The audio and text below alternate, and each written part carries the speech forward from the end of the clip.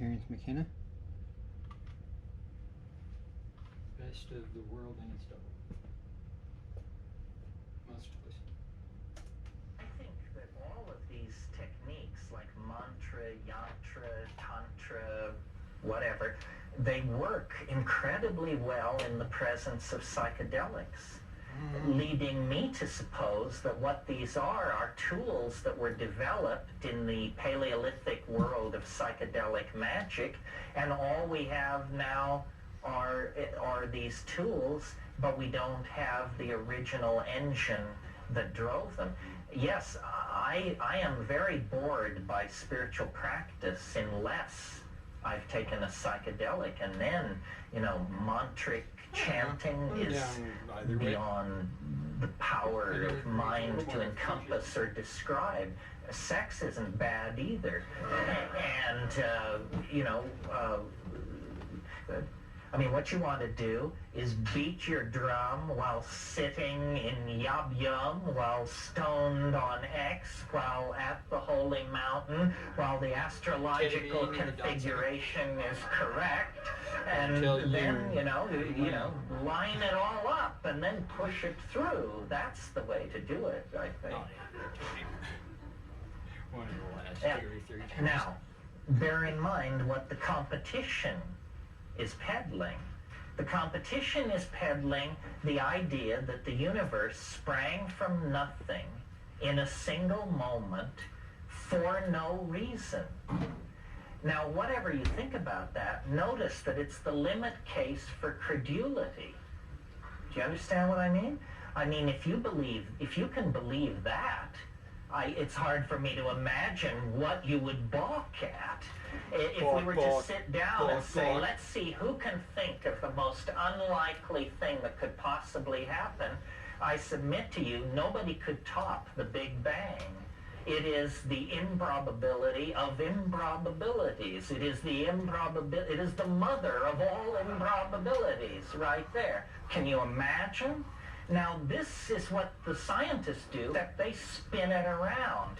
And that's why the book called The First 3 Minutes, Steven Weinberg's book, The First 3 Minutes, a book about the first 3 minutes in the life of the universe, where he leads you through all this complex physics and matter is crystallizing out of hyperspace and all this stuff. All I'm saying is, let's put the complexity in the more likely end of the cycle. Let's put it at the end, when after billions of years of evolution and all kinds of complexity and that sort of thing, everything comes together.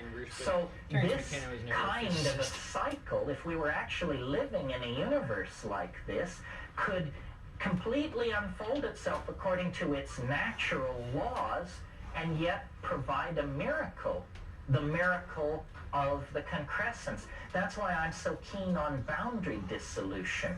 The more boundaries that have dissolved, the closer to concrescence we are. And when you finally reach it, there are no boundaries. You are eternity. You are all space and time. You are alive and dead, here and there, before and after. The singularity is a coincidence according to its natural laws, and yet provide a miracle, the miracle of the concrescence. That's why I'm so keen on boundary dissolution. The more boundaries that have dissolved, the closer to concrescence we are. And when you finally reach it, there are no boundaries.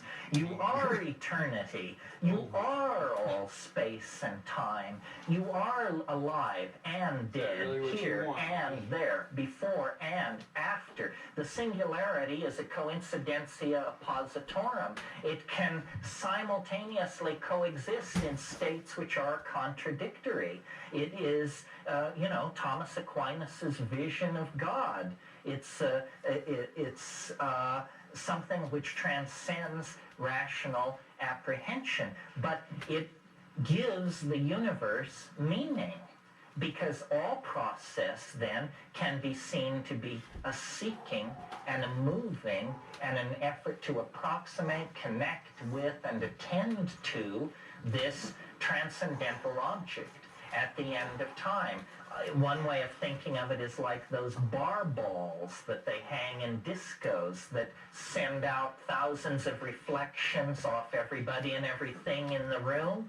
Well, think of the transcendental object at the end of time as that bar ball, and then those reflected, twinkling, refractive lights are religions, scientific theories, gurus, works of art, poetry, like great orgasms, great souffles, great paintings. In other words, anything which has, we even use this phrase, anything which has a spark of divinity in it is in fact referent to the original source of the sparks of all divinity, which is the compressed experience of life and mind after billions of years of unfolding itself within the confines of three-dimensional space. And you can make this vision your friend through psychedelics, because as I said at the beginning of this, Ray, you can see it from here. Of course, not if you have your face plunged in your stock portfolio. You're not going to see it, no. But if you will go up on the mountain and take 5 dry grams in silent darkness and pray through the night, you will absolutely guaranteed come into a sense of this thing. And it's real. And history is simply a perturbation on the surface of the waters of time as we approach the lip of this cascade into concrescence, novelty, and completion. And the psychedelics raise you out of the historical matrix and give you a sense of participation in this transcendental reality. It's the essence of religion, it's the essence of psychic balance, it's the source of shamanic power and mental health. Thank you.